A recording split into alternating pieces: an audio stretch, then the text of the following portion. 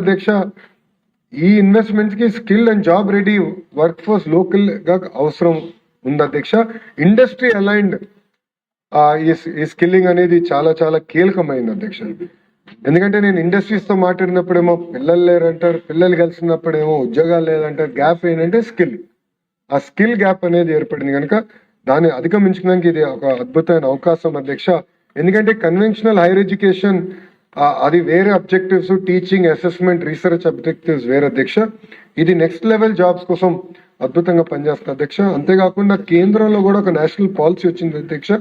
NEP 2020లో NSQF, ఎన్సిఆర్ఎఫ్ కింద ప్రత్యేకంగా skill education higher education లోకి వీవ్ చేయాలని కూడా వాళ్ళు కూడా సూచించారు అధ్యక్ష.